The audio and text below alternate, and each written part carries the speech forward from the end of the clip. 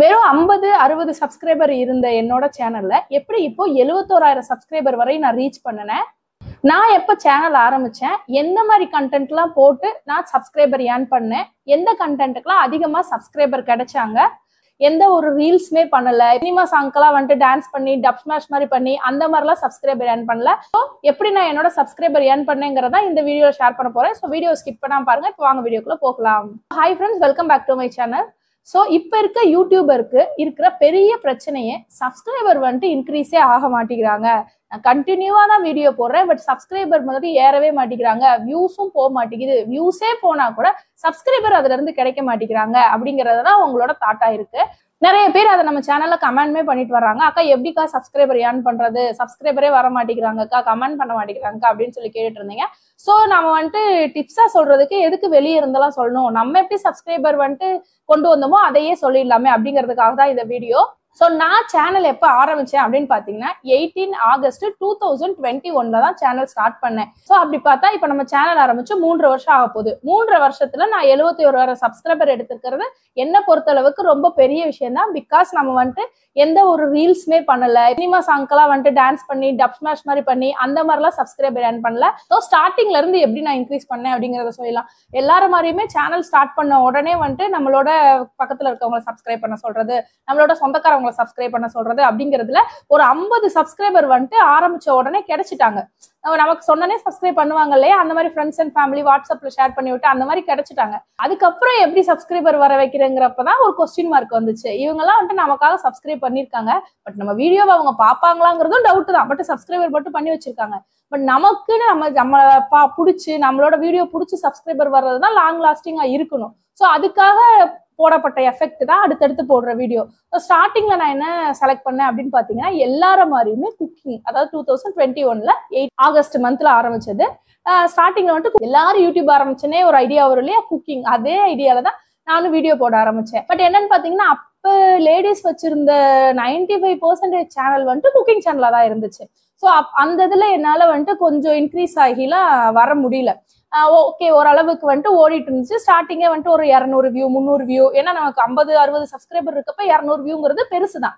So அந்த மாதிரி போயிட்டு இருந்துச்சு. பட் விடாம அந்த சேனல் ஸ்டார்டிங்லேயே வந்துட்டு எனக்கு சப்போர்ட் பண்ணுங்க, எனக்கு வீடியோக்கு சப்ஸ்கிரைப் பண்ணுங்க அப்படின்னு சொல்லி நம்ம பேசுறப்போ அது மூலியமா சப்ஸ்கிரைபர் பண்றவங்க இருந்துட்டே இருந்தாங்க. ஒரு 200 வியூ போறப்ப அதுல இருந்து ஒரு 5 சப்ஸ்கிரைபர் கிடைக்கிறது, 6 சப்ஸ்கிரைபர் கிடைக்கிறது, அந்த மாதிரி கொஞ்சம் கொஞ்சமா இன்க்ரீஸ் ஆயிட்டு போச்சு. இப்படி ஆரம்பிச்சுட்டு போன ஜானி தான். செகண்டா என்னோட சேனல்ல என்ன இருக்கும் அப்படின்னு சொல்லிட்டு பாத்தீங்கன்னா, ஒரு பிசினஸா இதை எடுத்து பண்ணலாம் அப்படிங்கிற ஐடியா வந்துச்சு எனக்கு. யூடியூப் வந்துட்டு ஒன்லி விளாகா நம்ம போடக்கூடாது, இதுல இருந்து ஏதோ ஒரு பிசினஸ் வந்துட்டு நம்ம பண்ணணும் அப்படின்னு சொல்லிட்டு ஒரு ஐடியா வந்துச்சு. இதுக்காக என்னன்னா, இந்த ஹவுஸ் எல்லாம் சேல் பண்ணுவாங்க இல்லையா, இப்ப நாங்க இருக்க டிஸ்ட்ரிக்ட் பாத்தீங்கன்னா திண்டுக்கல். ஸோ திண்டுக்கலுக்குள்ள வந்துட்டு வீடு கட்டில சேல்ஸ் பண்ணுவாங்கல்ல, அவங்களோட கான்டாக்ட் எங்கள்கிட்ட நிறைய இருந்தது. ஸோ அவங்களோட கான்டாக்ட் வச்சு என்ன பண்ணோம்னா, அந்த வீடெல்லாம் வீடியோ எடுத்து போட்டுட்டு இதை பிசினஸ் மாதிரி திண்டுக்கல் பீப்புளை வந்துட்டு அட்ராக்ட் பண்ணலாம் அப்படிங்கிறதுக்காக அடுத்த மோட்டிவ் ஒன்று எடுத்து வச்சோம். அதுவுமே எங்களுக்கு கொஞ்சம் கை கொடுத்துச்சு. என்னன்னா, இதுல என்ன ஒரு விஷயம்னா, கன்சிஸ்டன்சி என்கிட்ட ரொம்ப முக்கியமா இருந்துச்சு. ஒரு வாரம் ஃபுல்லாவும் சப்ஸ்கிரைபர் வராம இருந்திருக்காங்க, ஒரு வாரத்துல வந்துட்டு 20-30 சப்ஸ்கிரைபர் ஸ்டார்டிங் ஸ்டேஜ்ல சொல்றேன், அந்த மாதிரி கிடைச்சிருக்காங்க. ஏன் அப்படின்னா, என்னோட வீடியோ வந்துட்டு நான் கொஞ்சம் கூட ஒரு கேப்பே விட மாட்டேன். மினிமம் ஒரு 3 டேஸ் தான். 3 டேஸ்க்கு அடுத்து ஒரு வீடியோ போட்டுறணும், எப்படியாவது ஒரு வீடியோ போட்டுறணும், அந்த கன்சிஸ்டன்சி மெயின்டைன் பண்ணேன். ஸோ அந்த குக்கிங் ஓரளவுக்கு டவுன் ஆகிறப்ப என்ன பண்ணேன் அப்படின்னு பாத்தீங்கன்னா, டக்குன்னு இதை பிசினஸா எடுத்துட்டு போய் இந்த மாதிரி போடலாம் அப்படிங்கிறப்போ இதுல எனக்கு கொஞ்சம் சப்ஸ்கிரைபர்ஸ் கிடைக்க ஆரம்பிச்சாங்க. ஸோ அந்த வீடியோ சர்ச் பண்றவங்களுக்கு வந்துட்டு ரொம்ப ஈஸியா இருந்துச்சு. அண்ட் எங்க டிஸ்ட்ரிக்ட் பீப்புள்ஸ் வந்துட்டு கொஞ்சம் என்னால கவர் பண்ண முடிஞ்சு அந்த டாபிக்ல. ஸோ அதெல்லாம் எடுத்து போட்டுட்டு இருக்கப்போ ஓரளவுக்கு போச்சு. அது பிசினஸ் மைண்டடாவும் இருந்துச்சு. பட் நமக்கு என்னன்னா, யூடியூப்ல வந்துட்டு மானிட்டைஸ் பண்ற வரையும் அமௌண்ட்டே வராது. அந்த அமௌண்ட் வர்றதுக்கு முன்னாடி போடுற எஃபர்ட், நம்ம பாக்குற வேலை எல்லாமே வந்துட்டு நம்ம அதுக்கு ஒரு பேமெண்ட்டே கிடைக்காது. ஸோ உங்களுக்கு புரியும் நினைக்கிறேன். ஸோ அப்படி இருக்கப்போ அலைஞ்சு ஒரு வீடெல்லாம் எடுக்கணும் அப்படின்னா, அந்த வீடு எங்க இருக்குன்னு ஃபர்ஸ்ட் அலையணும், அதை எப்படி லைட்டிங் இருக்கா, எப்படி நம்ம வீடியோ எடுக்கணும் அப்படிங்கறதெல்லாம் கொஞ்சம் டைம் ஸ்பெண்ட் பண்ணி போய் எடுத்துட்டு வெளியே அலைஞ்சு வர்ற மாதிரி தான் இருக்கும். அதெல்லாம் வந்துட்டு நம்ம மைண்டே வச்சுக்கல. பிகாஸ் நம்ம யூடியூப்ல ஒரு லெவலுக்கு வரணும், நமக்குன்னு ஒரு சேனல் கிரியேட் பண்ணணும்னு அந்த மைண்ட் தான் இருந்துச்சு. ஸோ அந்த மாதிரி டைம் ஸ்பெண்ட் பண்ணி போட்டுட்டே இருந்தோம். ஸோ அது ஓரளவுக்கு நல்லா தான் போயிட்டு இருந்துச்சு. அதுல இருந்து சப்ஸ்கிரைபர் கிடைக்க ஆரம்பிச்சாங்க. அதுல இருந்து கமெண்ட் வர ஆரம்பிச்சிச்சு. ஃபர்ஸ்ட் ரொம்ப கமெண்ட் வர ஆரம்பிச்சது எப்பன்னா இந்த வீடியோஸ் போடுறப்பதான், அக்கா இந்த வீடியோ எங்க இருக்கு, இதை எப்படி வந்து நேர்ல பார்க்கலாமா, இவங்களோட கான்டாக்ட் நம்பர் கொடுங்கன்றத கமெண்ட் வர ஆரம்பிச்சிச்சு. ஆல்ரெடி நம்ம வீடியோலயே சொல்லியிருக்கோம், கமெண்ட்ஸ் வந்துட்டு வர வர உங்க சேனலோட வியூஸ் கொஞ்சம் கொஞ்சம் அதிகமாகும் அப்படின்னு சொல்லிட்டு. அதனாலதான் கமெண்ட் பண்ண சொல்றது, ஷேர் பண்ண சொல்றது. அதெல்லாம் எதுக்காகனா கமெண்ட் ஷேர்லாம் பண்றப்ப யூடியூப் ரெக்கமெண்டேஷன் வந்துட்டு கொஞ்சம் அதிகமா இருக்கும். ஸோ கமெண்ட்லாம் வர ஆரம்பிச்சிச்சு, சப்ஸ்கிரைபரும் ஏற ஆரம்பிச்சாங்க. ஓரளவுக்கு அது போயிட்டு இருந்துச்சு. சரி ஓகே இதையே கூட எடுத்து பண்ணலாம்னு யோசிக்கிறப்ப பாத்தீங்கன்னா நான் கன்சீவ் ஆயிட்டேன். ஸோ கன்சீவ் ஆயிருக்க டைம்ல நம்ம வந்துட்டு பைக்ல இந்த மாதிரி சுத்திட்டு இருக்க முடியாது இல்லையா. நம்ம ஏன்னா ஒரு வீடு எடுக்கணும் அப்படின்னா ஒரு ஏரியால ஒரு 5-6 வீடு தான் கட்டியிருப்பாங்க. அதை ஃபுல்லா எடுத்து முடிச்சுட்டு அடுத்த ஏரியால போய் அவங்கள கான்டாக்ட் பண்ணி அந்த வீடு எடுக்கணும். ஸோ அந்த மாதிரி இருக்கிறப்ப பிரெக்னெண்டா இருக்கப்ப நம்ம அந்த மாதிரிலாம் பண்ண முடியாது அப்படின்னு சொல்லிட்டு அதை கொஞ்சம் ஸ்டாப் பண்ற மாதிரி ஆயிடுச்சு. ஸோ அதுக்கு அடுத்து என்ன பண்ணலாம் அப்படிங்கிறத யோசிச்சுட்டு இந்த குக்கிங்கையும் இந்த வீடியோஸும் என் ஹஸ்பண்ட் எனக்கு நல்லா சப்போர்ட் பண்ணாங்க.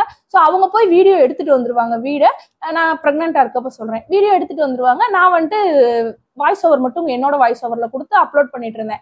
என்ன சொல்ல வரேன்னா அந்த பிரெக்னெண்டா இருக்கேன்னு ஒரு ரீசனை வச்சு அதை குவிட் பண்ணாம என்னால முடிஞ்ச அளவுக்கு எஃபர்ட் போட்டுட்டே இருந்தேன். கண்டினியூவா ஒரு 3 days ஒன்ஸ் வீடியோ போட்டுட்டே இருந்தேன். இங்கிட்ட குக்கிங்கும் கொஞ்சம் கொஞ்சம் அப்படியே போட்டுட்டே இருந்தேன், கேப்பே விடல.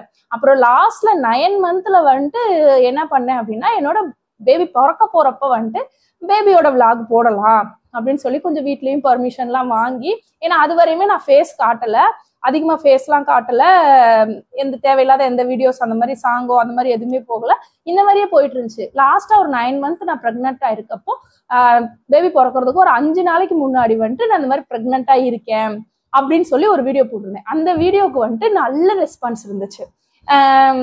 ஏன்னா அந்த நம்மளோட ஃபேமிலி மாதிரி கனெக்ட் ஆக முடியுதுல்ல நம்மளோட ஃபேஸ் காமிச்சு போடுறப்போ. ஸோ எனக்கு ப்ரெக்னன்சிக்கு வாங்கின ப்ராடக்ட்லாம் வச்சு நான் இந்த மாதிரி டெலிவரி ஆக போகுது எனக்கு, அதுக்காக இந்த ப்ராடக்ட்லாம் வாங்கியிருக்கேன்னு ஒரு வீடியோ போட்டிருந்தேன். அது டக்குன்னு 1 dayலேயே வந்துட்டு 1 lakh வியூஸ் போயிடுச்சு. ஸோ அப்போ நல்ல ரீச். அந்த வீடியோல இருந்து எனக்கு கொஞ்சம் சப்ஸ்கிரைபர், உமன் சப்ஸ்கிரைபர் வந்துட்டு எனக்கு நிறைய கிடைக்க ஆரம்பிச்சாங்க. ஸோ அவங்கெல்லாம் வந்துட்டு அடுத்து கொஸ்டின் கேட்க ஆரம்பிச்சிட்டாங்க நிறைய. அதுல வந்துட்டு கமெண்ட் வர ஆரம்பிச்சிச்சு. அந்த வீடியோ ரீச் நல்லா இருக்கு. இப்போ கூட எனக்கு தெரிஞ்ச அந்த வீடியோ 3.1 lakhல இருக்குன்னு நினைக்கிறேன். அந்த மாதிரி போக ஆரம்பிச்சிச்சு. அந்த வீடியோக்கு நல்ல ரெஸ்பான்ஸ். ஓகே அந்த வீடியோல வந்துட்டு நான் அதிகமாலாம் என்னோட ஃபேஸ் காமிச்சோ ரொம்ப இது பண்ணியோ போட்டுக்கல, பட் சிம்பிளா நின்னுதான் நான் பேசியிருந்தேன். பட் அதுக்கே நீட்டா இருக்கிறதுக்கே இவ்வளவு வியூஸ் போகுது அப்படிங்கிற பட்சத்துல ஓகேன்னு வீட்டுல அக்செப்ட் பண்ணிக்கிட்டாங்க, நீ ஃபேஸ் காமிச்சு நார்மலா போடு அப்படின்னு சொல்லிட்டு. பட் அதுக்கு நமக்கு டைம் இல்லை. 5 daysல எனக்கு டெலிவரி.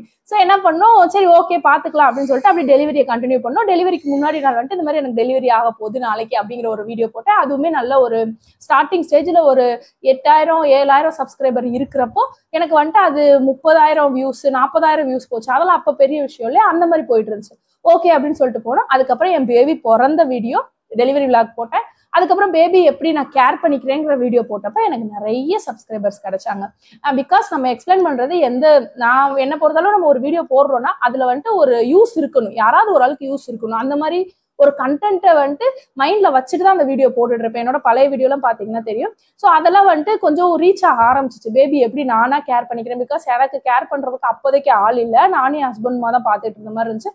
ஸோ தனியா ஒரு சிங்கிளா நான் எப்படி பேபியை கேர் பண்ணிக்கிறேன், ஆல்ரெடி ஒரு பெரிய பையன் இருக்காங்க, திரும்ப ஒரு குட்டி பேபியை எப்படி கேர் பண்ணிக்கிறோங்கிறதெல்லாம் இது பண்றப்போ கண்டென்ட் அவங்களுக்கு பிடிச்சிருந்தது. சப்ஸ்கிரைபர்ஸ் நிறைய கிடைச்சாங்க.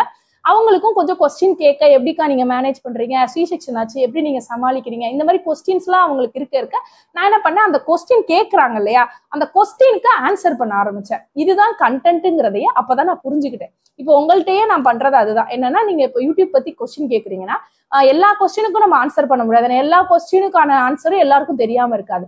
பட் கண்டினியூவா சில பேர் கொஸ்டின் கேட்பீங்க, இந்த மாதிரி எப்படி சப்ஸ்கிரைபர் இன்க்ரீஸ் பண்றது, எப்படி வந்துட்டு வியூஸ் அதிகமாக்குறது அப்படின்னு இருக்கிறதெல்லாம் எல்லா யூடியூபருக்கும் இருக்கிற டவுட் தான். இந்த மாதிரி கண்டினியூவா வர டவுட்ஸை வந்துட்டு கிளியர் பண்ணலாம்னு சொல்லி அந்த கமெண்ட் எடுத்து நான் வீடியோ பண்ண ஆரம்பிச்சேன். ஸோ இந்த மாதிரி நான் கண்டென்ட் போட ஆரம்பிச்சதுக்கு அப்புறம் தான் எனக்கு ரெகுலரா சப்ஸ்கிரைபர் வர ஆரம்பிச்சாங்க. ஸோ இது ஒரு செட் ஆஃப் டைம்ல பாப்பாக்கு வந்துட்டு பாப்பா பிறந்ததுல இருந்து காமிக்க ஆரம்பிச்சது. பாப்பா ஃபர்ஸ்ட் சாப்பாடு ஊட்டினது, பாப்பாக்கு தண்ணி இன்டியூஸ் பண்ணது, பாப்பா நடக்க ஆரம்பிச்சது, பாப்பா வந்துட்டு பர்த்டே பார்ட்டின்னு சொல்லிட்டு அப்படியே அந்த ஒரு வருஷம் 1.5 வருஷம் வந்துட்டு ஓடிடுச்சு. ஸோ இதுக்கப்புறம் என்ன பண்றது அப்படிங்கிறதுனா ஒரு 1.5 வயசு 2 வயசுக்கு அப்புறம் அது நார்மல் ஆயிடுச்சு. எல்லாரும் மாதிரி பேபியை நார்மலா அந்த பேபியை கேர் பண்ணிக்கிறது ஓரளவுக்கு சரியா போயிடுச்சு.